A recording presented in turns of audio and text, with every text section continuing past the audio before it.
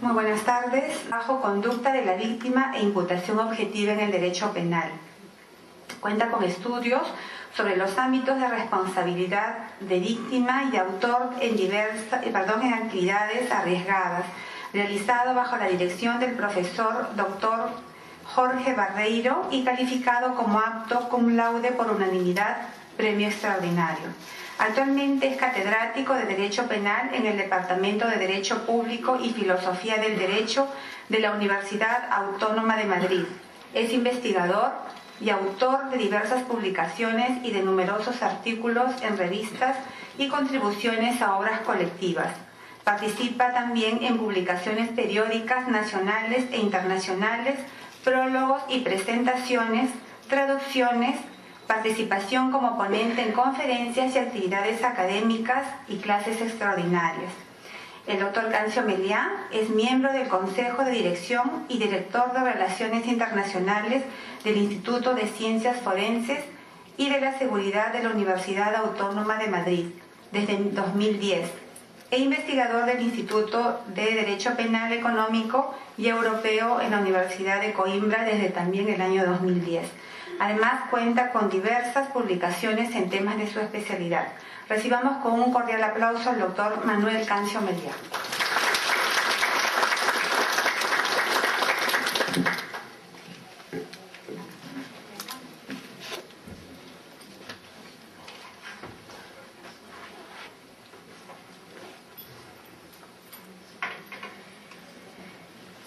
Bien, muchísimas gracias. Muchas gracias por las amables palabras de presentación. Comienzo, como me imagino que lo hará todo el mundo, diciéndoles que es una gran satisfacción y un gran honor tener la oportunidad de hablarles hoy aquí, pero realmente esto pasa de ser una mera cláusula de estilo, una mera cuestión de cortesía, y realmente responde, aparte de factores, digamos, emocionales que tienen que ver con la satisfacción de que esta actividad me trae de nuevo al Perú, al que aprecio mucho, a los peruanos, por supuesto, sino que está relacionado también con que sea la Academia de la Magistratura la que esté organizando esta actividad y que sea, por lo tanto, a miembros del Poder Judicial a que pueda dirigirme en el día de hoy. Porque, como es obvio, para un teórico, todo el trabajo que uno está haciendo, fundamentalmente yo lo soy, un teórico, depende de que de algún modo logre tener influencia sobre quienes me están escuchando en la tarde de hoy. De tal manera que realmente es una gran satisfacción tener oportunidad de hablarles hoy aquí. Dicho esto, sin embargo, el tema que me ha encargado la Academia de la Magistratura tiene varias peculiaridades que lo separan, digamos, de lo que sería cualquiera de los objetos de análisis y de debate y de aplicación de teorías jurídico-penales que compartimos a ambos lados del Atlántico, normalmente en la parte general. Porque en realidad, al hablar de la situación actual de la política criminal, estamos situándonos en un difícil espacio intermedio entre disciplinas. Abandonamos la certeza que proporciona, digamos, el concentrarse en el oficio de uno, que es, en última instancia, la elaboración de procedimientos dogmáticos, en última instancia destinados a resolver supuestos prácticos, en donde, en fin, uno aprende determinadas cosas, cómo funcionan, en diversas partes del mundo y puede intentar transmitirlas. Aquí tenemos que intentar dar una visión mucho más abstracta de la gran situación de la evolución de los sistemas penales en Occidente, y no solamente se añade, digamos, el problema de esta abstracción que viene impuesta por el hecho de estar hablando nada más y nada menos de todo Occidente, desde Noruega hasta Tierra del Fuego, desde Alaska hasta Australia, sino viene determinado también porque desde el punto de vista metodológico esto es altamente inseguro en cuanto a qué es lo que estamos haciendo exactamente. A pesar de ello, yo estoy convencido de que tiene algún sentido lo que les voy a contar, por supuesto, si no, no lo haría, y también que, al margen de las cualidades de servidor de ustedes, es precisamente una actividad que debe asumirse por parte de juristas, por parte de técnicos en derecho, como nos demuestra por otra parte la realidad evolutiva. Entonces, en atención a estas peculiares características del tema a tratar, lo que voy a intentar es, después de una brevísima introducción, ir progresando en 3 niveles de análisis. Por un lado, en primer lugar, se tratará de intentar sintetizar una descripción de la evolución de los sistemas penales en Occidente, posiblemente limitada a los últimos 20 o 25 años. Como verán ustedes, estoy convencido de que, a pesar de las apariencias, esta evolución es común a sociedades que, como todos sabemos, tienen diferencias en cuanto a su estructura y sus problemas sociopolíticos muy notables. De tal manera que pudiera parecer que no puede haber mucho en común entre la situación en el Paraguay y en Islandia. Y sin embargo, es mi convicción de que, puesto que compartimos una misma cultura, también una misma cultura jurídico-constitucional, la evolución puede ser descrita incluso incluyendo, valga la redundancia, el ámbito anglosajón, el ámbito de los Estados Unidos, fundamentalmente de Norteamérica, a pesar de que las diferencias, como todos sabemos, en términos jurídico-técnicos son muy notables entre el mundo del principio de legalidad, de lo que se solía llamar el mundo continental, refiriéndose a Europa por contraposición a Inglaterra y Gales, y que ahora es más conveniente, teniendo en cuenta lo grande que es América Latina, llamar pues, los sistemas de principio de legalidad. Pues bien, esta evolución es tan fundamental que no es solamente nuestra, por así decirlo, de los que vivimos con el sistema de principio de legalidad, pues Alemania, Italia, España, los países de Europa Occidental en general y los de América Latina, sino que también, aunque con alguna diferencia que iremos mencionando brevemente, puede predicarse de los Estados Unidos de Norteamérica y Gran Bretaña. Dicho esto, verán ustedes que va a haber muchas afirmaciones que, a diferencia de lo que sucedería si estuviéramos trabajando en materia de dogmática, pues generan seguramente alguna inquietud. Siguiendo las instrucciones de la dirección de la Academia, a pesar de que, en fin, no es la disposición más adecuada, deberíamos estar todos sentados alrededor de una mesa, les animo a que consideren esto más que una conferencia, una especie de seminario, de tal manera que les ruego, y además lo apreciaré muy especialmente, que en cualquier momento que quieran manifestar alguna discrepancia o alguna puntualización o lo que fuere, que sencillamente levanten la mano y intervengan. Bien, entonces lo primero que tenemos que hacer es reflexionar acerca de qué es lo que estamos haciendo cuando decimos que hacemos política criminal, o que nos referimos a la política criminal o hacemos un análisis político-criminal, porque este término se utiliza como si fuera unívoco y en realidad no lo es. Si reflexionamos un poco, si recordamos un poco cómo se suele manejar, pues hay aquí diferencias muy importantes. Una primera acepción de lo que es la política criminal es, digamos, la política criminal en el sentido de Franz von Liszt, a principios del siglo XX, o la Crime Control Policy o Criminal Policy en el ámbito anglosajón y muy particularmente en los Estados Unidos de Norteamérica. Pues política criminal es aquella parte de la política que está destinada a reducir o controlar o mejorar el control del crimen, ¿no? Y contiene muchas medidas diferentes que tienen que ver con medidas de carácter social, medidas relacionadas con la estructura de los órganos de persecución criminal y, en fin, también medidas relacionadas con la organización del sistema jurídico penal. Sin embargo, no es de esta política criminal de la que vamos a estar hablando.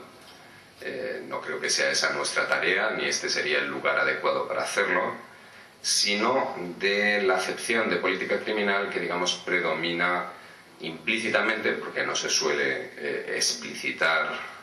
valga la redundancia, de modo suficiente, en el ámbito de influencia, digamos, de las reflexiones de la teoría alemana, por así decirlo, política criminal en el sentido de Roxin, muy particularmente, que es el autor que hace ya casi 30 años, que hace ya casi 40 años, estableció una manera de hacer dogmática que estuviera vinculada siempre a la política criminal. ¿A qué política criminal? Pues a una política criminal vinculada a principios jurídico-penales, es decir, una política criminal que pretende hallar las concretas configuraciones del sistema penal con base en los principios constitucionales, básicamente en los dos haces fundamentales en este contexto, que constituyen los principios referidos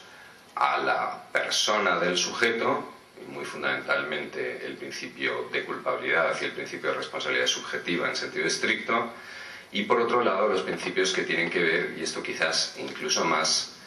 con la definición del concepto material de delito, más bien con los límites de ese concepto material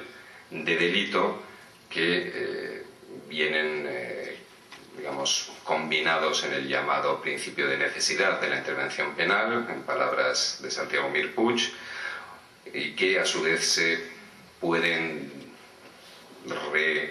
redistribuir en tres principios o tres subprincipios, que serían el principio del hecho, por un lado, en cuanto a cuándo es legítima la intervención del derecho penal, concretamente la definición de un comportamiento como delictivo, el principio llamado normalmente de intervención mínima o de exclusiva protección de bienes jurídicos, es decir, el principio de lesividad, un principio fundamental a nuestro modo de entender el derecho penal desde la Revolución Francesa, y finalmente como principio, hemos estado hablando de cuándo, a partir de qué momento algo puede ser constitutivo de infracción criminal, en el principio del hecho, en el principio de lesividad en sentido estricto estaríamos hablando qué puede ser un delito, qué tipo de comportamiento legítimamente puede ser considerado un delito por parte del legislador estatal, y finalmente el que quizás esté más extendido y con mayor homogeneidad a lo largo de América Latina y de Europa continental, el principio de proporcionalidad, acerca del cuándo derecho penal. Todos estos principios que definen el concepto material de delito son, digamos, las lentes que vamos a estar utilizando para examinar la evolución político-criminal y examinarla para llegar a una valoración. Como sabemos, los principios no son reglas, no son normas como las que tenemos en el Código Penal, que se aplican o no se aplican, sino son, en palabras de Alexi, mandatos de optimización o de maximización. Hay que intentar conseguir el máximo de respeto a estos principios. De ahí que se explique también la estructura de las palabras que les voy a dirigir, intentar primero hacer una descripción del estado de la cuestión, de las legislaciones penales, después, en un segundo paso, intentar referirme a lo que han sido los conceptos teóricos básicos que intentan aprehender esta evolución, para llegar en un último paso de la descripción a la explicación a la valoración. Intentaré hacer esa valoración tomando como punto de referencia uno de los conceptos que ha tenido, digamos, mayor repercusión en la discusión en los últimos años, también en la discusión peruana, que ha sido el concepto del llamado derecho penal del enemigo. Bien, si empezamos desde el principio, es decir, por la descripción, yo creo que está claro que si observamos la situación del derecho penal en nuestras sociedades ahora y lo comparamos con un momento anterior que podemos situar posiblemente en los años 70. En los años 70, digamos, para los países centrales de Occidente, es decir, lo que podemos decir en un lado los Estados Unidos de Norteamérica y por otro lado pues serían los países de Centro Europa. Digo esto porque otros países, como el caso de España, han estado ocupados y por eso tienen una peculiar condensación de su historia político-criminal, han estado ocupados con dictaduras o movimientos, digamos, de excepcionalidad constitucional que no son ajenos a la República del Perú, ¿no? La época del terrorismo y después las presidencias constitucionales y no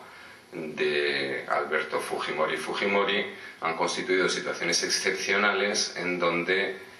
no hemos podido, mayor o menor intensidad, poder ver una evolución, digamos, normal de las legislaciones penales. Pero bueno, si tomamos como punto de referencia lo que son, como decía,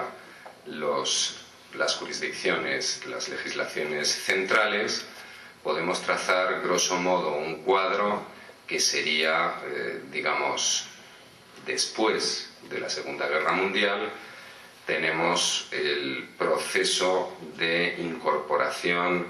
del llamado Estado social y democrático, que tiene repercusiones sobre el derecho penal, que se manifiestan primero en una especie de oleada de desmoralización del derecho penal que tiene lugar en los años finales de los años 60, en los años 70, en aquellos países que, que a diferencia de España no tenían una dictadura, y nos encontramos con que justo después de ese momento empieza el periodo al que vamos a dedicar el análisis en el tiempo que voy a poder compartir con ustedes. Y el análisis, digamos, de estos últimos años, yo creo que si se puede sintetizar en pocas palabras, es que nos encontramos con que el derecho penal ha pasado, por ejemplo, si analizamos el tratamiento de los medios de comunicación de los temas penales, ha pasado de un lugar completamente secundario, en donde más o menos cuestiones jurídico-penales tenían tanto interés como la última configuración de la enfiteusis o de los procedimientos de ejecución hipotecaria, a pasar a un expuesto lugar en la vanguardia en donde opina cualquier jurista o no jurista en los medios de comunicación con gran interés para la ciudadanía sobre si es justo que la pena de XY deba ser cumplida hasta el final, o si tal o cual suceso debe ser calificado de asesinato, por el contrario solamente es un homicidio, o sobre si, en fin, no me estoy refiriendo a la crónica roja, que siempre ha tenido interés para la ciudadanía, sino a las noticias referidas o a la interpretación del derecho vigente. Nos encontramos que hay editoriales que se meten en el campo de la Suprema Corte de Justicia a la hora de decir cómo debe ser interpretada una infracción, afirmando esto personas que no son técnicos en derecho, hasta el punto de presentarse programas de reforma político-criminal, como por ejemplo hemos visto en el Perú la promoción de la reintroducción de la pena de muerte en varias ocasiones en los últimos años, que antes, pues en fin, sencillamente no ocurrían. porque esto era un terreno técnico que no tenía mayor interés para el debate público. Esto en cuanto al papel que tiene el derecho penal en nuestras sociedades. Si comparamos, y dejando claramente de lado los asuntos de crónica roja, comparamos un periódico, un diario de los años 70 y vemos las noticias referidas al ordenamiento penal o su modificación, y un diario en el momento actual, veremos que el cambio es realmente impresionante. Esto, por supuesto, también vale para el derecho penal en sí. La imagen quizás más extendida es que alrededor de una especie de núcleo duro del derecho penal de siempre, ha ido creciendo como capas de grasa distintos anillos de aumento del derecho penal que van cambiando lentamente la apariencia del derecho penal. Normalmente en mis clases en la universidad, una clase inicial, lo tengo muy sencillo porque bajo al salón de clase el código que yo utilizaba cuando era estudiante, que hace mucho tiempo, pero en fin, tampoco tanto. Estamos hablando de 25 años y resulta que es un librito así. Y les bajo la última edición del Código Penal, que es un libraco asá. Y cualquiera de nosotros que tenga mi edad o más incluso puede repetir este experimento. El derecho penal ha crecido, esa es una constatación muy sencilla, tanto, como veremos, en términos cuantitativos hay mucho más derecho penal, en el sentido que hay muchas más conductas criminalizadas, como en sentido cualitativo. El derecho penal de ahora es mucho más duro en términos de unidades de pena impuestas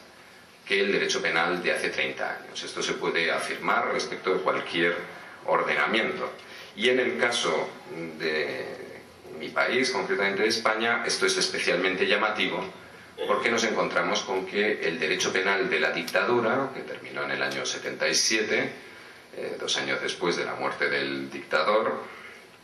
el derecho penal de la dictadura era muy notablemente más benévolo, tanto cuantitativa como cualitativamente,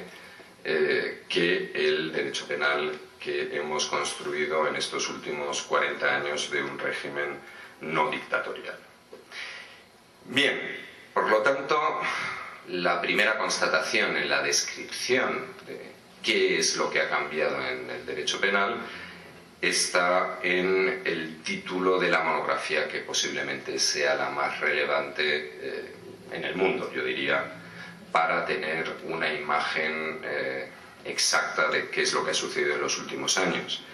Una monografía que es del profesor Silva Sánchez, que se llama La expansión del derecho penal, estudios sobre la política criminal en las sociedades postindustriales. Este librito, que les recomiendo muy especialmente, a cualquiera que le interese el derecho penal se lo va a leer en una tarde con muchísimo interés, porque está realmente, digamos, resumiendo una serie de características y evoluciones que cualquiera que se interese por el derecho penal intuitivamente percibe, y está publicado en 3ª edición en Buenos Aires y en Madrid en el año 2011. Aprovecho también para hacerle alguna otra indicación bibliográfica para quien este tema le pueda interesar. Yo les recomendaría también muy especialmente un librito también de José Luis Díez Ripollés, la política criminal en la encrucijada, del año 2007. Y muy recientemente se ha publicado también una publicación, digamos un libro, una monografía paralela a esto respecto de los Estados Unidos, traducida al castellano, publicado en Marcial Pons este mismo año, que es el libro titulado Sobrecriminalización, a cargo de Douglas Nihusek, que es un profesor de filosofía del derecho de los Estados Unidos. También les recomiendo, ya si tienen, digamos, más interés específico y quieren penetrar no solamente en la descripción, sino en el trasfondo teórico, un librito del que es autor el profesor Jacobs y también servidor de quien les habla, pero bueno, Jacobs compensa cualquier problema que pueda haber en la otra parte del libro, que se titula Derecho Penal del Enemigo, que sacamos en una segunda edición en el año 2006. Y para quien padezca insomnio y esto le interese, hay una colectánea de más de 2000 páginas que hicimos un colega, Gómez Jara y servidor, en el 2006 en 2 volúmenes, que se llama Derecho Penal del Enemigo. Es decir, que hay mucha bibliografía desde lo más sencillo y conciso, que sería probablemente el libro del profesor Silva Sánchez, hasta esta colectánea de Derecho Penal Enemigo, que es un poco más extensa. Participan más de 70 autores de distintos países de América Latina y Europa y los Estados Unidos. Bien, entonces nos encontramos con que el signo de los tiempos es que existe una enorme expansión del derecho penal. Hay múltiples nuevas figuras y aparte de esas múltiples nuevas figuras tenemos, como vemos por ejemplo en materia de delitos contra la libertad sexual, una incesante actividad de reforma de tipos penales ya existentes, en todos los casos para endurecer las penas. Sin embargo, deberíamos intentar especificar más en qué ha consistido esta expansión. Viendo la evolución de la doctrina, no tanto de la doctrina en inglés, que por lo que alcanzo a ver directamente está despertando en estos últimos años. A este respecto podemos afirmar sin ningún género de dudas que los Estados Unidos están muy subdesarrollados en este sentido, que digamos ha empezado a manifestarse la conciencia de que hay un problema, y si hay un problema donde con mayor claridad se manifiesta es precisamente en los Estados Unidos. Ahí la bibliografía es limitada y más reciente, pero si observamos la bibliografía de evolución influida sobre todo por el enorme motor de producción de textos científicos que es la Academia Alemana, podemos observar que ha habido en realidad 2 segmentos de expansión. Veremos después que esto en realidad es un poco caprichoso y que los 2 sectores a los que me voy a estar refiriendo en realidad se entremezclan en alguna medida. Y estos 2 sectores de expansión han motivado también 2 discusiones que no siempre han sido comunes y que solamente en los últimos años afortunadamente han logrado ser reconducidas a un mismo ámbito de debate. Me estoy refiriendo, por un lado, a lo que podemos denominar, lo que se ha denominado el derecho penal del riesgo, y por otro lado a lo que podemos denominar, y que Diez Ripollès en particular ha denominado, el derecho penal securitario, ¿no? O el resurgimiento de un derecho penal punitivista. Este derecho penal del riesgo, digamos, trae causa, como todos recordarán, sobre todo los que sean un poco más mayores, del surgimiento de la definición de nuestras sociedades occidentales como sociedades del riesgo, ¿no? El sociólogo alemán Ulrich Beck, uno de los más influyentes en la esfera del debate público, tuvo la fortuna o la perspicacia de publicar su monografía del mismo título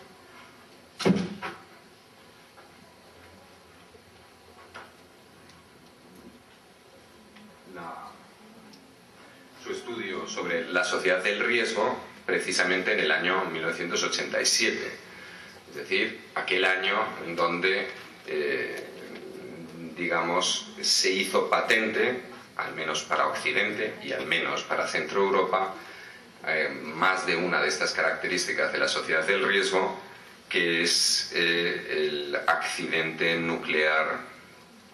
que hubo en Ucrania en aquel momento y que, digamos, sirvió como punto de partida para explicar cómo nos encontramos en un momento en donde,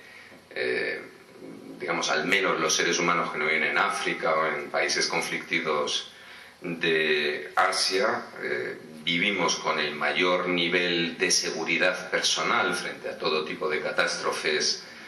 de cualquier clase, frente a la inanición, frente a la violencia, frente a las enfermedades. Parece ser, cualquier historiador lo diría, que no ha habido nunca ningún momento en donde, repito, en Occidente hayamos tenido niveles objetivamente mensurables de seguridad mayores que los actuales.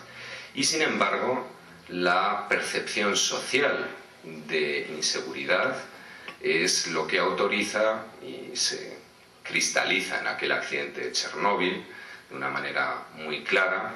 en que estamos en una sociedad del riesgo en donde el miedo, la inseguridad frente a los daños es un elemento determinante de las sociedades de Occidente.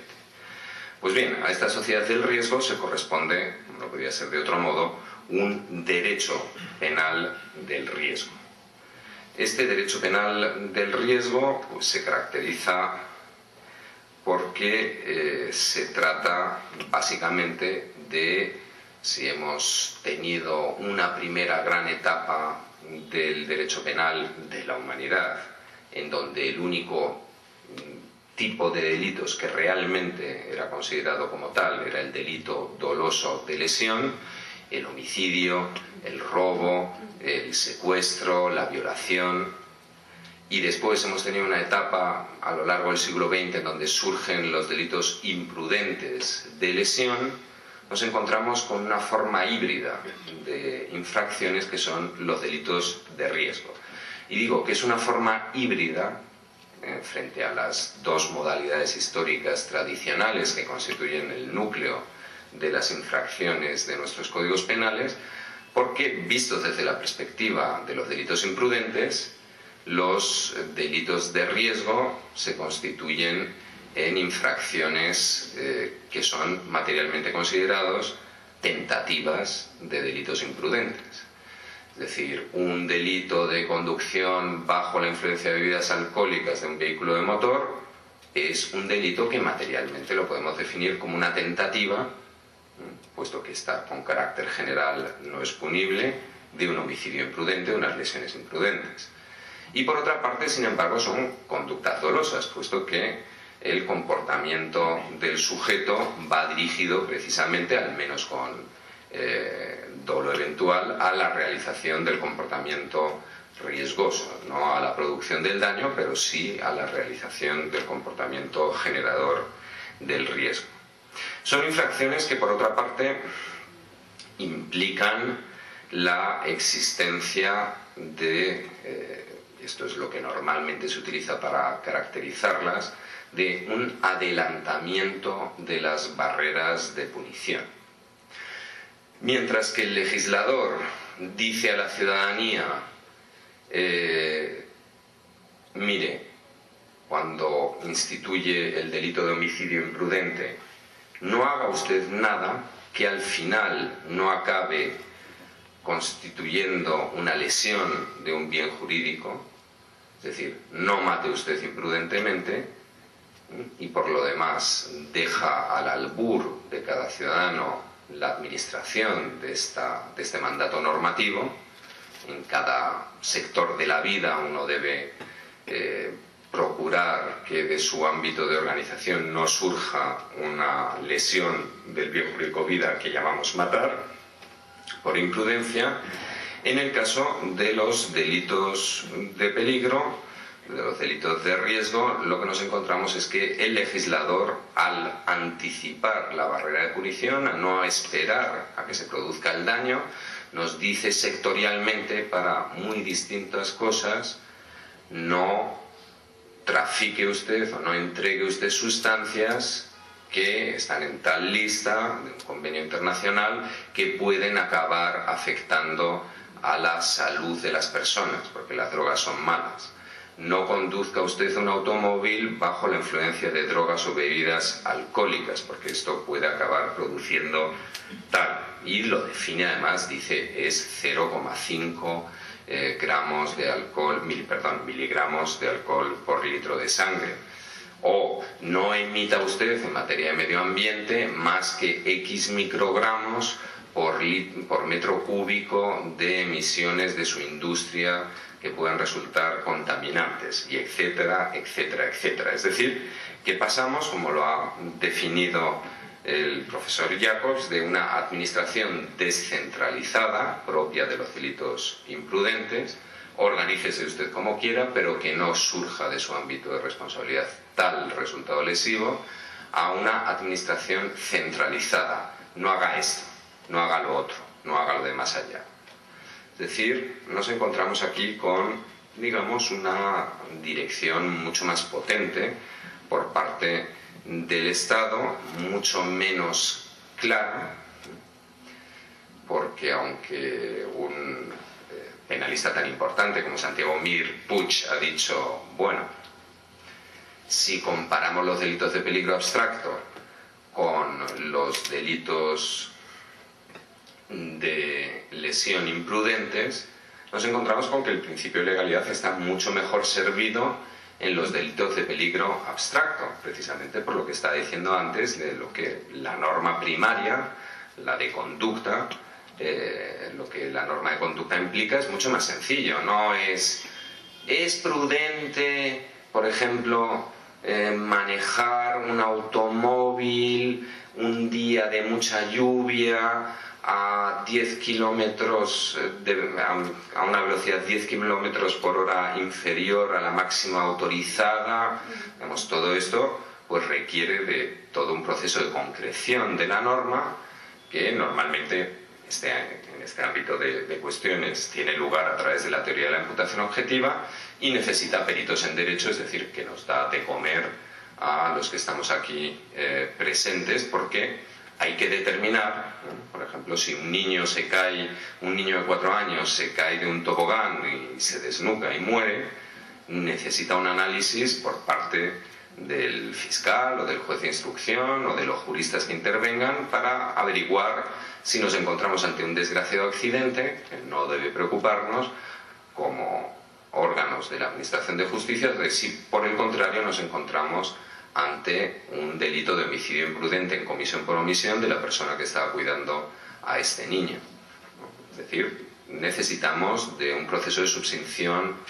muy sofisticado, para lo cual pues concurren distintas personas formadas en derecho. Frente a esto, pareciera que es mucho más claro el delito de peligro abstracto, donde cualquier policía dice usted circulaba a tal velocidad. En mi país, por ejemplo, desde hace algunos años se ha hecho así, se ha administrativizado el derecho penal hasta el punto de que la infracción de conducción temeraria viene determinada sencillamente porque un sujeto supere en tantos kilómetros por hora la velocidad máxima permitida, ¿no? Entonces pareciera que esto es mucho más sencillo, como dice Mir Puig, sirve mejor al principio de legalidad, porque cualquier funcionario de policía puede decir usted ha ido más deprisa que esto o no. Para esto no hace falta mucha defensa técnica, ni hace falta mucha reflexión jurídica por parte del juez, ni nada por el estilo. Sin embargo, esta constatación, como todos sabemos, por parte de Mir, es profundamente errada. No es cierto que sea más acorde con el principio de legalidad y el mandato de determinación con carácter general el modelo de regulación de los delitos de peligro abstracto, porque los delitos de peligro abstracto, menos en supuestos tan sencillos como la tasa de alcohol, y esto también habría que verlo, que si es una persona de raza blanca o por el contrario es de raza asiática, si es un hombre o es una mujer, si el alcohol es así o si es asá, si ha comido al mismo tiempo o no. Pero ya si vamos a los delitos contra el medio ambiente, pues nos encontramos con que es obvio que por mucho que esté todo escrito en algún lugar, es imposible que lo conozca la persona, el ciudadano, igual que si tiene la posibilidad de evaluar por sí mismo si es prudente o no es prudente dejar que un niño de 4 años suba al tobogán XY, pues no es posible, a menos que sea un súper técnico, que un sujeto evalúe si realmente la industria que está poniendo en marcha se acomoda a todas las normas administrativas que disciplinan a nivel municipal o a nivel comarcal o a nivel nacional la emisión de este tipo de contaminantes, por ejemplo. Bien, estos delitos de peligro que, digamos, extienden el alcance del ordenamiento jurídico penal y que dan lugar a la denominación del derecho penal como un derecho penal del riesgo, han sido cuestionados muy intensamente por parte de la doctrina. De hecho, es mayoritaria la percepción, al menos en la doctrina en lengua española, de que muy particularmente los delitos de peligro abstracto, es decir, aquellos en los que no es necesario que haya una situación de práctica coincidencia del riesgo y el objeto protegido, los delitos de peligro concreto, que aquellos en donde esto no es necesario serían incompatibles con el mandato de lesividad, ¿no? Por ponerlo como un ejemplo, en el Código Penal español tenemos para la conducción temeraria una infracción de peligro concreto. Es decir, para que podamos castigar por un delito de conducción temeraria, en teoría es necesario, digo en teoría porque el legislador legisla contra los jueces para obligarles a cercenar su ámbito de discrecionalidad y de interpretación de la norma, el legislador dice, cuando esté a punto de suceder algo, castigamos entonces este riesgo. Sin embargo, en el ámbito de la conducción bajo la influencia de bebidas alcohólicas, es indiferente que el conductor ebrio circule toda la noche en medio del altiplano en Puno, lejos de todo ser humano, y que en todo caso hubiera habido un riesgo de atropellar a un guanaco, ¿no? En este caso da igual, en el momento en donde usted está poniendo en marcha el vehículo, la Fiscalía no tiene que demostrar nada más. Usted ha manejado el automóvil, esto es un riesgo abstracto. Pues bien, una doctrina muy notable, liderada en Alemania por la llamada Escuela de Frankfurt, liderada a su vez por el profesor Winfried Hassemer,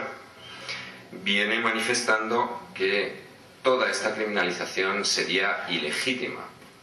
por ausencia de puesta en riesgo penalmente relevante de un bien jurídico penalmente protegible, ¿no? Esto viene determinado porque estos autores parten de la base de que la única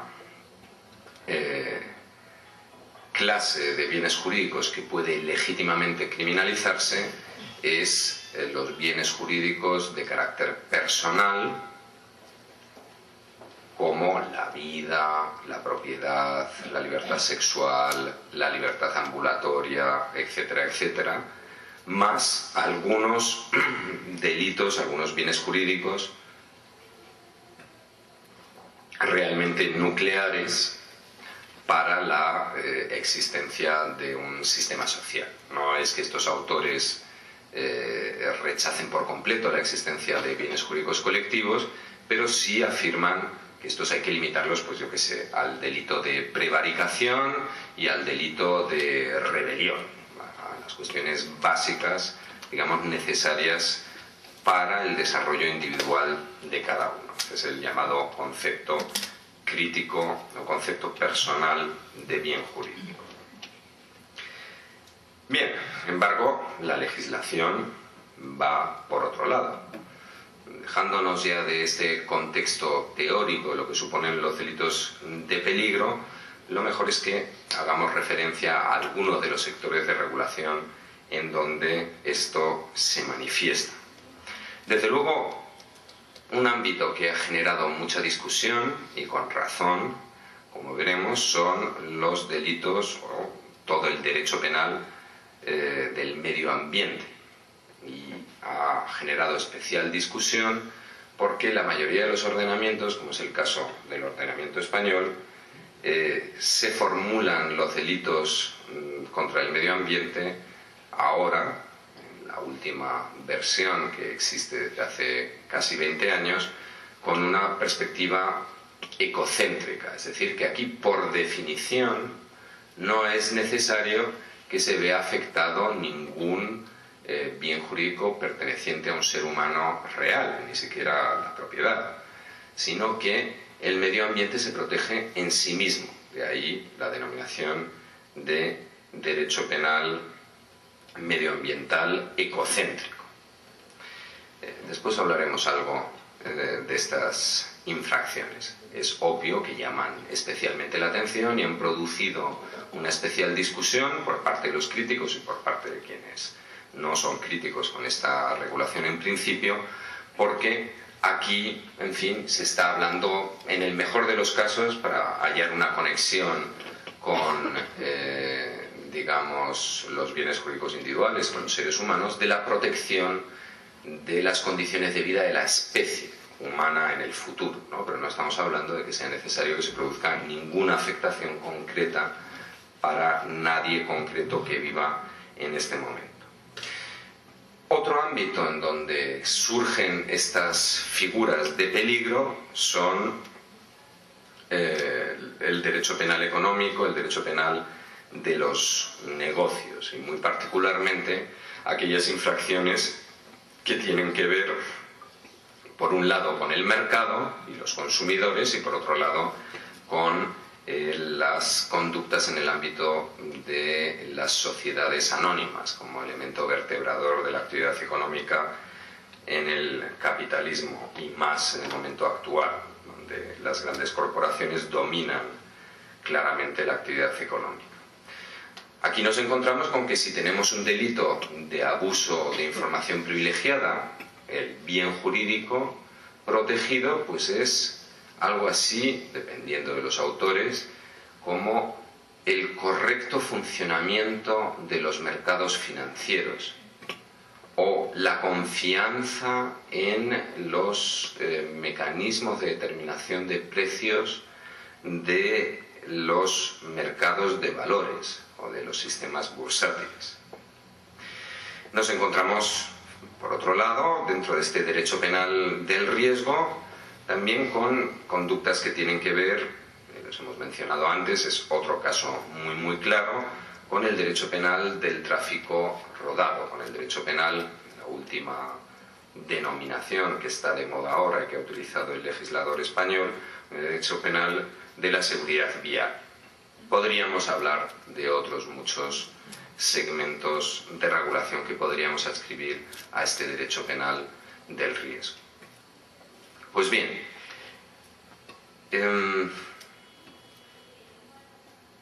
sin entrar aquí en una gran valoración de momento acerca de la legitimidad o no legitimidad de estas infracciones, que además requeriría un análisis tipo por tipo, creo que lo que sí debemos decir ahora, a pesar que estemos ya todavía en el ámbito de la descripción, es que desde luego un programa mínimo o maximalista tipo Ferrajoli, tipo Escuela de Frankfurt, pues muy posiblemente no se acomode a la realidad de nuestras sociedades. No se acomode a la realidad de nuestras sociedades y además tenga unas consecuencias político-criminales, pues, digamos, no satisfactorias y seguramente no perseguidas por los autores. Con algunos matices, también es el punto de vista que en última instancia en el libro que les mencionaba al principio, en el librito de la expansión del derecho penal, adopta Silva Sánchez, que querría, digamos, para estas infracciones en realidad una ubicación fuera del derecho penal nuclear. Desde mi punto de vista esto no es correcto, porque por supuesto el derecho penal es un derecho penal que rige para una determinada sociedad. Por lo tanto, si verificamos que existe una expansión del ordenamiento penal, con esto no hemos dicho que haya sucedido nada malo. sino que primero tenemos que constatar si existe una adaptación correcta a una nueva estructura social, porque el derecho penal es un sistema social, no permanece inmutable en el tiempo, y entonces la expansión estará bien expandida, por así decirlo. O si por el contrario no existe esta correspondencia, es decir, si la expansión no es una adaptación legítima a una nueva situación social. Y con carácter general, yo creo que no se puede afirmar en el momento actual, por ejemplo, que la ausencia de un bien jurídico individual impida que el conjunto de la ciudadanía valore hoy en día la destrucción, por ejemplo, del ecosistema dentro de un río como algo muy negativo, por mucho que no haya personas concretas envenenadas o pérdidas económicas, sino que sencillamente haya desaparecido pues el manatí del Amazonas. Eso es algo que, si hacemos una encuesta, la percepción de la ciudadanía, igual que hace 50 años me ha dicho, ¿eso qué es el manatí? ¿Y eso para qué sirve? ¿Eso se puede comer o no se puede comer? Pues hoy en día la mayoría de los peruanos dirán, es una pena que no haya manatíes en el Amazonas, y es una pérdida. Y por supuesto que se puede castigar, que es lícito castigar esta conducta porque es grave. O no sé cuál será exactamente la situación en el Perú ahora, realmente, pues hace 40, 50 años, no hubiera sido considerado un valor social, por ejemplo, lo podríamos denominar la dignidad de los animales, ¿no? Hay una ola de tipificación de determinadas conductas de maltrato o tortura hacia animales que genera graves problemas para los representantes de la teoría del bien jurídico, entendida como protección de bienes jurídicos individuales, porque los animales no tienen derechos, por lo tanto no tienen posiciones subjetivas, y sin embargo también para cualquier observador parece obvio que, igual que observar en la vía pública cómo un animal vertebrado era golpeado hasta la muerte hace 50 años, era un asunto privado de derecho civil del propietario del animal, ahora va a generar indignación, y cada vez formas tradicionales como las peleas de gallos, como incluso las corridas de toros, pues están siendo cuestionadas por el sufrimiento y el desprecio que implican a esas personas, a esos animales. Con independencia de lo que pensemos concretamente sobre si está justificado o no está justificado criminalizar la tortura a los animales, lo que es cierto es que hemos de constatar que aquí hay una modificación en los valores sociales y que eso también necesariamente habrá de repercutir sobre el ordenamiento penal. Sin embargo, por supuesto, las críticas que se vierten en este contexto, vienen determinadas por la conciencia de que aquí suceden cosas extrañas con estos delitos de peligro. Por supuesto que hay sectores como el derecho penal del tráfico rodado, de la seguridad vial, en donde en algún momento empieza a existir un enforcement, una aplicación más o menos igualitaria, más o menos seria, más o menos extensa, pero hay otros sectores en donde, en fin, resulta llamativo el proceso de aplicación real de estos preceptos. Pensemos en los delitos contra el medio ambiente. Concretamente me van a permitir que me refiera a la historia aplicativa en mi país, en España. Cuando se aprueba la Constitución española, pues estuvimos ocupados con nuestra dictadura nacional católica, por cierto, un récord que creo que no nos gana nadie, 40 años de dictadura, no hay ninguna, ni siquiera el Paraguay creo que llegue a cotas tan elevadas. Cuando se discute la Constitución, por lo tanto, en 1976-77, pues flotaba en el ambiente la idea de que era moderno, estaba de moda el asunto del medio ambiente, ¿no? El medio ambiente podía ser un valor y podía ser también un bien jurídico a proteger a través del derecho penal. Entonces la Constitución española incorpora un mandato de criminalización en el artículo 45, en donde dice: los poderes públicos velarán también a través de sanciones penales, por la protección del medio ambiente. Se tardaron 8 años, se tardó 8 años en tipificar por primera vez un precepto y en 1987 aparece por fin ese precepto, un delito de contaminación, que era un delito de peligro concreto y que además estaba vinculado a la producción de un peligro para seres humanos. Este delito de peligro concreto tuvo una historia aplicativa, digamos, un tanto llamativa, porque apenas se aplicó en 2 o 3 casos. 8 años de existencia en un país con muchísimos desastres medioambientales, con un nivel de control de la administración muy limitado, es decir, con muchos delitos fácticos contra el medio ambiente. Sin embargo, la aplicación fue muy limitada. En 1995, cuando se establece el nuevo Código Penal español, ya este delito de peligro concreto, aislado, solito, fané y descangallado en medio del Código, es sustituido por toda una batería, por un capítulo de delitos contra el medio ambiente. Un número muy importante de delitos, también haciendo trampa un poco porque se incorporaron de la ley de caza distintas infracciones tradicionales que seguramente que también en el ordenamiento incaico eran delitos, es decir, delitos de siempre en cuanto se organiza una sociedad agrícola acerca de formas de caza prohibida, etc. Pero bueno, había varios delitos relacionados con la contaminación y sobre todo un macrodelito ya de peligro abstracto, el artículo 325, y sin necesidad de que se produzca ningún riesgo para seres humanos, para bienes jurídicos individuales. Aún así, yo recuerdo, a pesar de que afortunadamente no escribí nada sobre esto, que yo tenía la sensación entonces, en 1995, era un profesor joven que estaba empezando, de que iba a pasar lo mismo, de que esto iba a estar en el código, pero que nadie iba a acabar de aplicarlo y que iba a llevar pues una vida virtual, como tantas otras infracciones, como saben ustedes seguramente mejor que yo. Pero eso fue un error muy grave,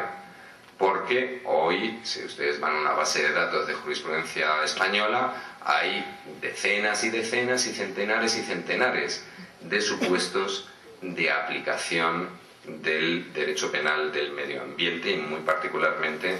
del delito de contaminación. Sin embargo, para transmitirles lo que quiero decirles, déjenme contar 2 supuestos prácticos que les harán ver qué es lo que les quiero decir. Hubo hace unos 10 años un caso del que los más mayores quizás han escuchado algo, de una contaminación realmente monstruosa a través de un vertido de petróleo en el Atlántico, delante de las costas gallegas, de un barco que se llamaba Prestige, un petrolero. Este petrolero venía de un puerto en el Báltico y había cargado petróleo pesado ruso en un puerto lituano, si no recuerdo mal. El barco era propiedad de una empresa griega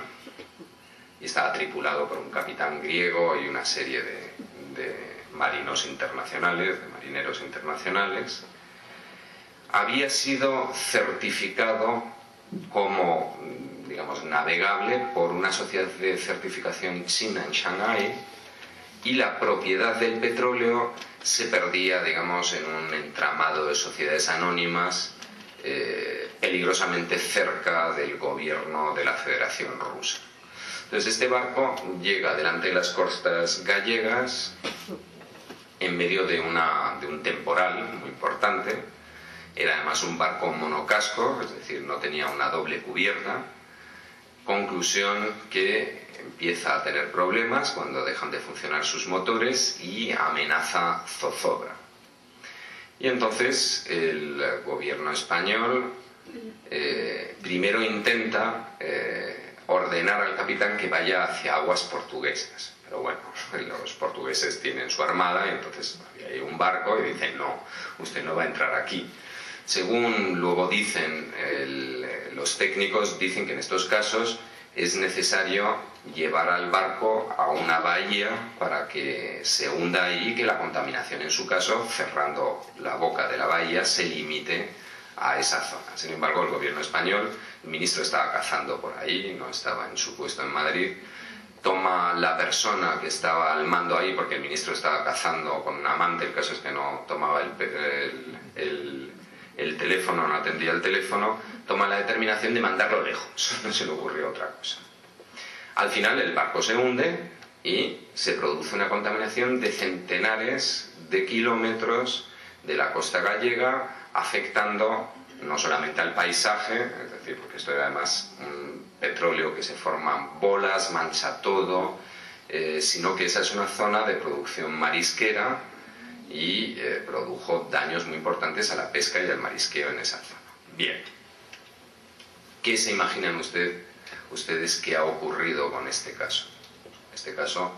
fue el juicio hasta hace 2 meses, se ha acusado al capitán del barco, un marino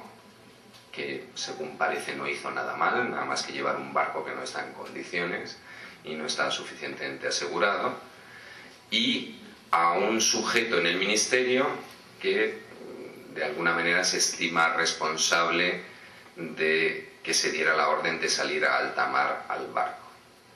El propio presidente del tribunal que ha estado viendo este juicio dijo que en el banquillo de los acusados no estaban ni muchísimo menos los verdaderos responsables de lo que ocurrió. Y yo les vaticino que si hay una condena por un delito contra el medio ambiente, va a ser una condena muy leve porque, por lo que he podido seguir del juicio, la conducta del capitán o del funcionario secundario del ministerio fueron piececitas muy pequeñas dentro del puzzle de la responsabilidad, donde está mucho más ubicada en la existencia de ese método de transporte, de ese barco que no está en condiciones, pero ahí no ha ido ningún representante de la empresa certificadora china que permitía que el barco estuviera navegando, ningún representante de la propiedad del barco y ningún representante de la propiedad de la carga, del petróleo.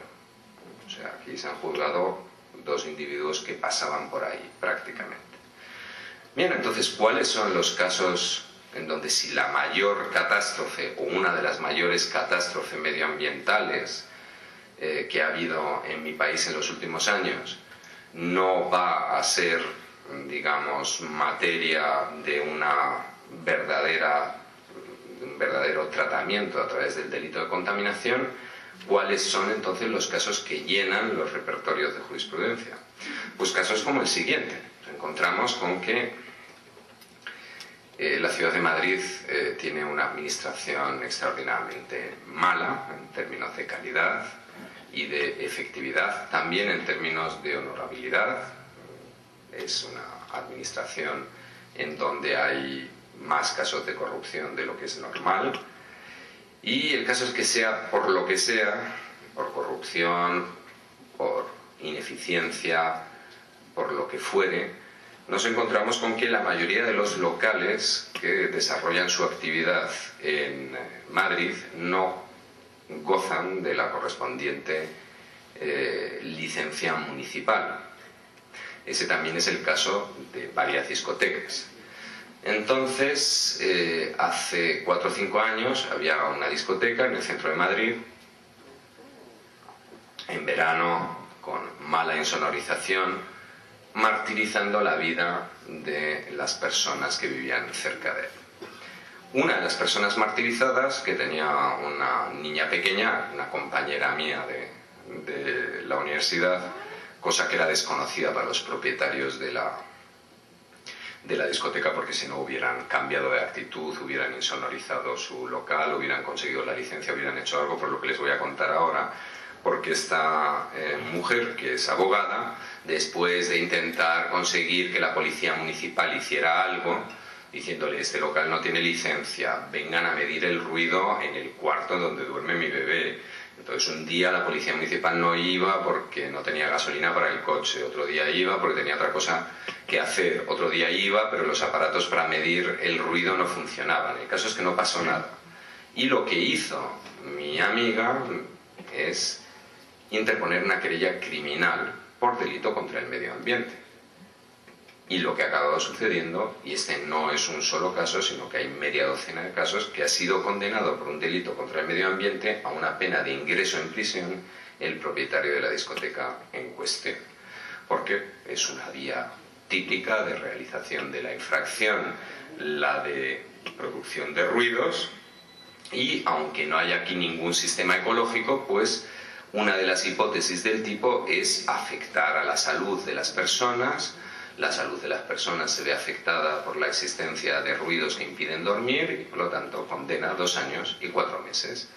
Lo que te puede caer en España por un homicidio imprudente con un vehículo a motor. Bien, ¿qué es lo que quiero decirles con esto? Pues que los elementos de la crítica hacia la existencia de todos estos delitos de peligro abstracto, en el sentido de que se procesan supuestos de bagatela, supuestos que no deberían ingresar en el ámbito de la jurisdicción penal, y los supuestos de verdaderos desastres, en realidad, no se procesan en absoluto.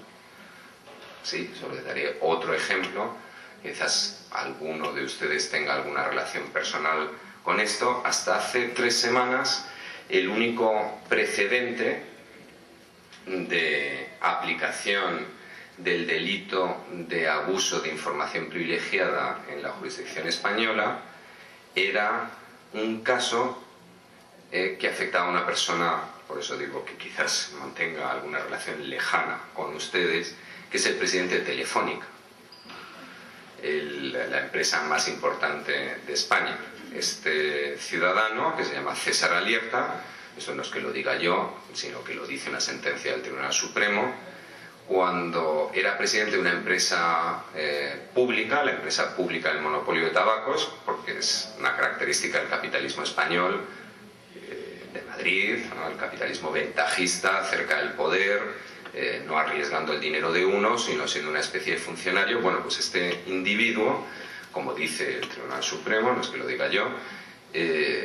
siendo presidente de Tabacalera Sociedad Anónima, una sociedad 100% pública, sabía que se iba a comprar no sé qué empresa tabaquera marroquí. Y entonces César Alierta va y le dice a su sobrino: oye, mira, vas a comprar acciones por valor de X de Telefónica. Digo, de Telefónica no, eso es en donde está ahora, lo que habrá hecho en Telefónica no lo sé. A lo mejor lo saben ustedes mejor que yo. Vas a comprar acciones de Tabacalera y porque mañana esto va a pegar un rebote porque vamos a comprar no sé qué cosa y va a subir muchísimo la cotización. Bien, esto es lo que sucedió. Creo que el beneficio obtenido fueron 8 millones de euros entre su sobrinito y él y su señora, pero había prescrito. Lamentablemente el Tribunal Supremo, aparte de constatar los hechos, constata también que había prescrito, y así César Alierta anda por la calle como si fuera una persona decente como ustedes o como servidor de ustedes. Esa era toda la aplicación del delito de abuso de información privilegiada en 20 años, en 18 años concretamente, en un país en donde el chisme es muy importante y el cotilleo, el conventillo es una cosa muy importante, y realmente no creo que es que en ningún momento ninguna persona con información privilegiada sobre una sociedad cotizada se haya ido de la lengua. Esto nos indica que aquí hay algún problema, digamos, con el enforcement, diríamos. Bien, guarden esto por favor en la memoria para lo que viene dentro de unos minutos. Se ha estado discutiendo entonces mucho sobre si este derecho penal del riesgo está justificado, no está justificado. Yo solamente les daré a pensar que la posición del profesor Silva y de los autores de Frankfurt implica decir que no puede ser derecho penal la conducta de César Alierta, No puede ser derecho penal la conducta de quien contamina un río para los próximos 300 años, porque no hay un bien jurídico personal detrás, y en cambio no cabe ninguna duda que el pequeño hurto de un monto insignificante del pobre en la esquina, que sin utilizar violencia directamente agrede la propiedad, eso sí es perfectamente legítimo que sea tratado a través del derecho penal, porque hay un bien jurídico individual claramente delimitado como es la propiedad afectada. Esto nos debe llamar a alguna cautela a la hora de criticar de una manera radical la existencia de estas infracciones. Sin embargo, mientras la doctrina, sobre todo la doctrina alemana y en un reflejo también la doctrina española y la doctrina latinoamericana está ocupado con esto, porque los bienes jurídicos espiritualizados, los bienes jurídicos colectivos y los delitos de peligro abstracto, porque claro, esto es un problema, la expansión del derecho penal, no sé qué, no sé cuántos. En realidad, subrepticiamente, y con esto llego al segundo punto descriptivo de la expansión, el derecho penal securitario al que les mencionaba, nos encontramos con que ha habido reformas que arrancan en los años 80 que no tienen nada que ver con los delitos de riesgo, con estos nuevos bienes jurídicos, sino que tienen que ver normalmente con infracciones ya existentes, perfectamente determinadas, que normalmente se relacionan con la llamada seguridad ciudadana y en donde también se producen modificaciones muy notables, modificaciones que van en dirección a orientar de una manera nueva determinadas infracciones ya existentes, ¿no? Por supuesto que en Europa, y muy especialmente en España, la estrella de este derecho penal securitario son los delitos de terrorismo, el derecho penal antiterrorista, ¿no? Nos encontramos aquí con que, teniendo España ya y en esto lamentablemente el Perú se encuentra en una situación muy similar, teniendo ya un elenco muy importante de normas antiterroristas, lo fue ampliando, incrementando las penas más allá de lo que la biología humana permite, ¿no? Pasando pues a penas de 40 años. Ahora pretende el legislador español también para este tipo de supuestos introducir la cadena perpetua, ampliando, digamos, el glacis defensivo en torno a los delitos de terrorismo en sentido estricto, que son delitos contra bienes jurídicos individuales cometidos en el seno de una organización terrorista con intención política, hacia la criminalización de la disidencia, hasta el agotamiento de la propaganda, de la apología de los delitos terroristas, y llegando, y esto ha sido lo último, que no sé si se habrá traspuesto ya la legislación peruana, a tener delitos de terrorismo imprudente a través de la financiación del terrorismo, ¿no? En España tenemos ahora, desde hace 1 año y medio, un delito de financiación imprudente del terrorismo, que ya parece una aberración, un delito imprudente de terrorismo. Por supuesto, la estrella, aparte del terrorismo, en este sector de la expansión securitaria es el derecho penal de drogas, ¿no? Donde nos encontramos con que, por ejemplo, conforme al derecho penal de mi país, es desde luego mucho más grave entregar 200 gramos de cocaína que matar a una persona por imprudencia, o incluso, este es el ejemplo que suelo poner porque es muy gráfico, tenemos un delito indubitado de los del núcleo duro, que es el delito de aborto contra la voluntad de la madre, no el delito de aborto donde hay conflicto entre la voluntad de la gestante y la vida del nasciturus, sino el delito de aborto cuando se ataca a la gestante para interrumpir su embarazo. Es decir, visualicemos, aunque solo sea unos segundos porque es muy desagradable, a un individuo que ataca a una mujer que está embarazada, la golpea en el vientre hasta que le produce lesiones tan graves que pierde el fruto de la concepción, ¿no? Un delito monstruoso. Bueno, pues este delito tiene potencialmente una pena inferior, conforme al Código Penal español, que la entrega de sustancias como cocaína cuando la cantidad no es demasiado pequeña, ¿no? Lo que significa que nos hemos vuelto locos. Con esto hay que tener cuidado con este argumento, porque entonces, si hubiera aquí algún legislador, te dirá, ah, vale, no, entonces hay que subir la pena del delito de aborto doloso. Otro ámbito en donde esto siempre se manifiesta con cierta frecuencia son determinadas infracciones que podemos ubicar en el entorno de la noción de seguridad ciudadana, determinadas conductas de robo, bien con violencia o bien conductas que implican un allanamiento de morada. Tenemos también, por supuesto, tanto en el Perú como en Noruega, como en Australia, como en todo Occidente, es una evolución convergente, una modificación del derecho penal sexual en lo que se refiere a las conductas que afectan a menores, incluyendo la pornografía, la producción de pornografía, la posesión de pornografía infantil, hasta el punto de que puede llegar a ser, y de hecho en algunos ordenamientos es criminalizada, la pornografía infantil tipo avatar, ¿no? Es decir, la que es generada por completo por medios artificiales, a través de computadoras, donde en ningún momento se ha abusado de ningún niño para producirlo, con un argumento, digamos, de persecución de la génesis del mercado, ¿no? Primero se dice, el individuo, por supuesto que produce la pornografía, para ello abusa de unos menores concretos. Eso es un delito en sí mismo. El que la distribuye, aunque él mismo no haya abusado, pues es obvio que está en la misma cadena de distribución de estos contenidos que hacen posible que existan los abusos de los menores. El que la posee, aunque él mismo no haya participado en la producción de ese material pornográfico, por lo tanto no haya participado de ningún modo en los abusos necesarios para producirlo a los menores, de todas maneras genera la demanda y por lo tanto está de alguna manera fomentando la existencia de esas infracciones. Y finalmente el que consume pornografía infantil virtual puede llegar a consumirla real o puede llegar a estimular que alguien abuse de niños reales, ¿no?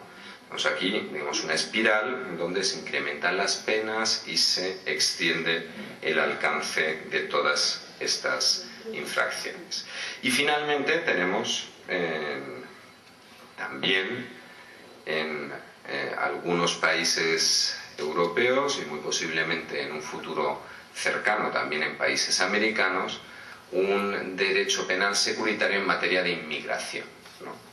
El caso más extremo, sin duda, ha sido, ahora pareciera, por lo menos lo han dicho, con la impresión de los sucesos en las últimas semanas, el caso más extremo ha sido dentro de los Estados Unidos y Europa Occidental, el de la República Italiana, ¿no? Porque, digamos, la posición normal dentro de la Unión Europea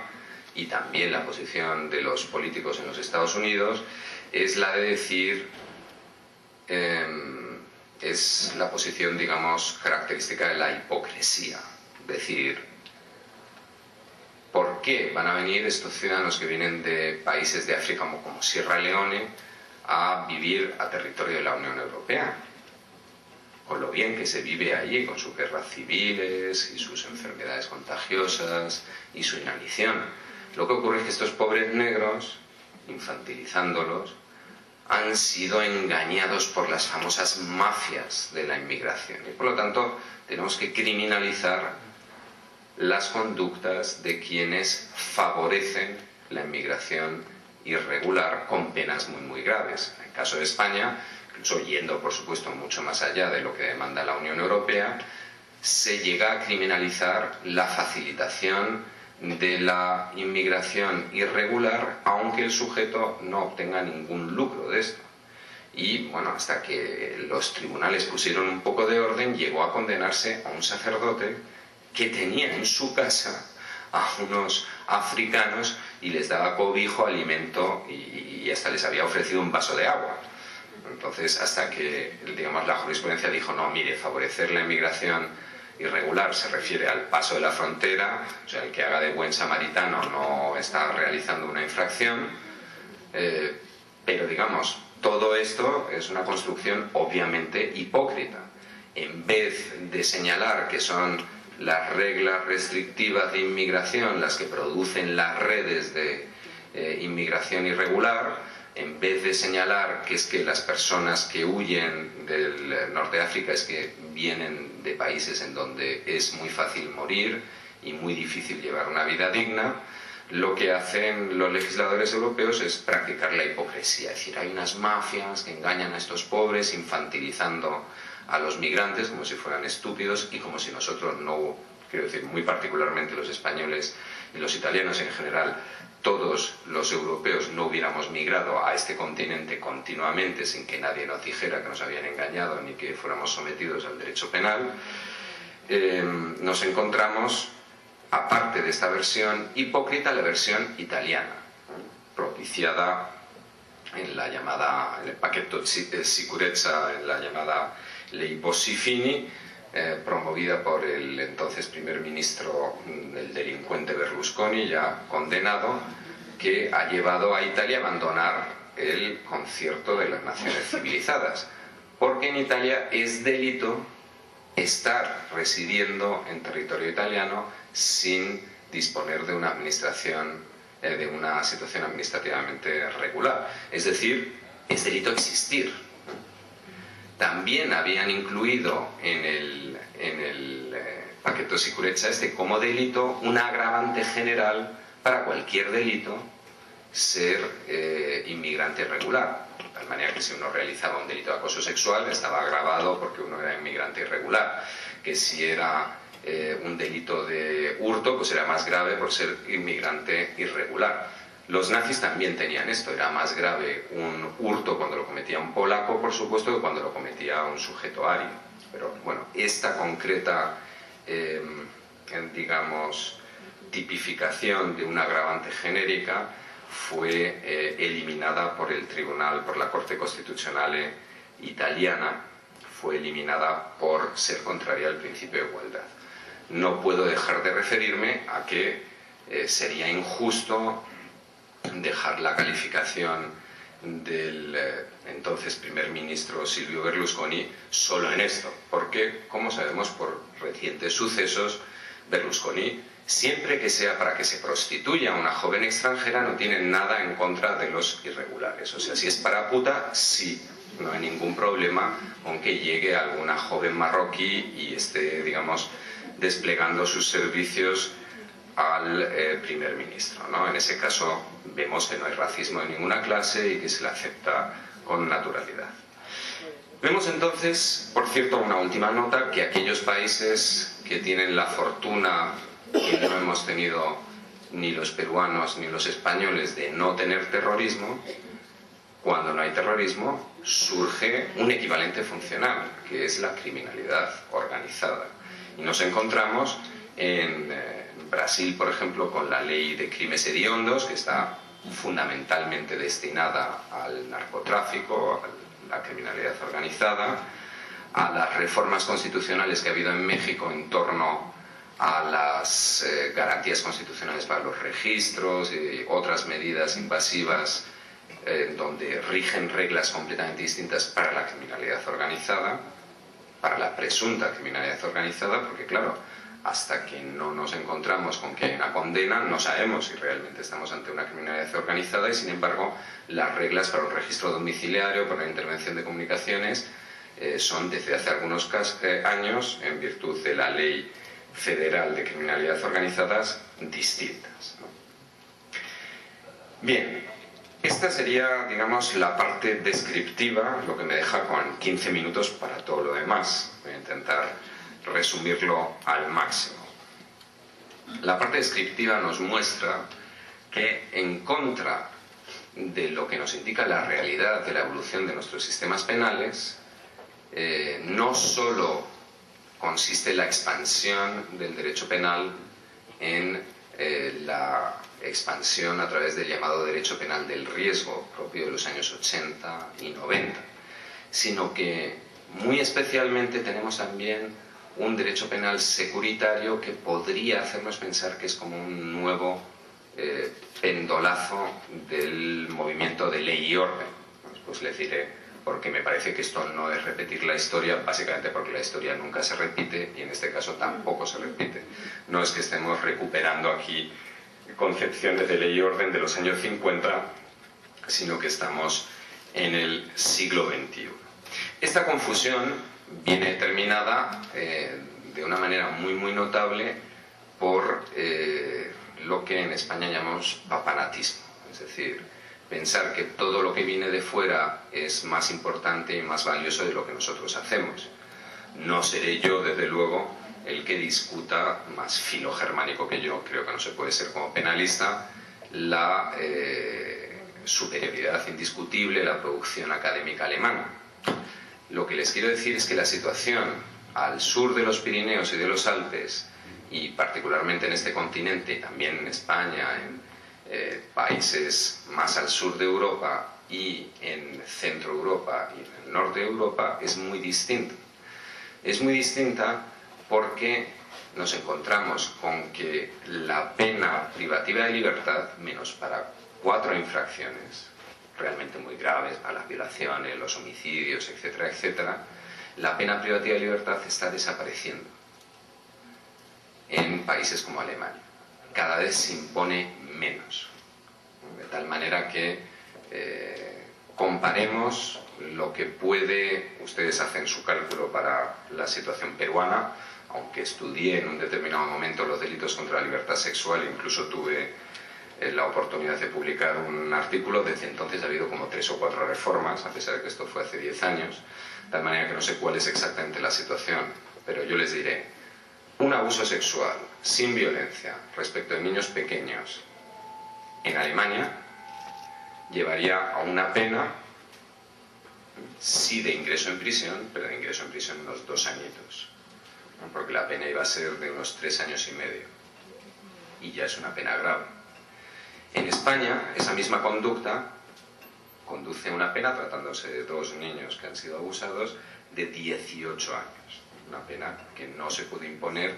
por un homicidio doloso. Y no sé cuál sería la pena en el Perú. Lo último que supe es que se quería introducir la pena de muerte para supuestos en donde se produce un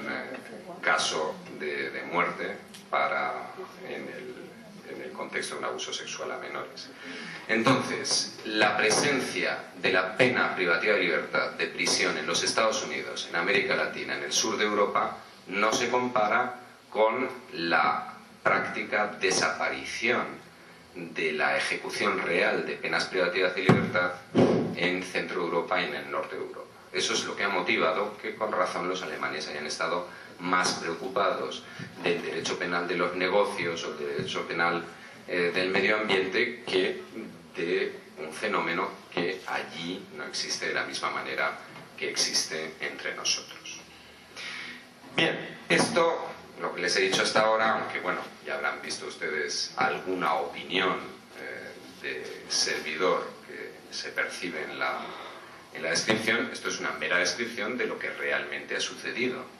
en la legislación de nuestros países en los últimos años. El último ejemplo, digamos, especialmente llamativo que hemos tenido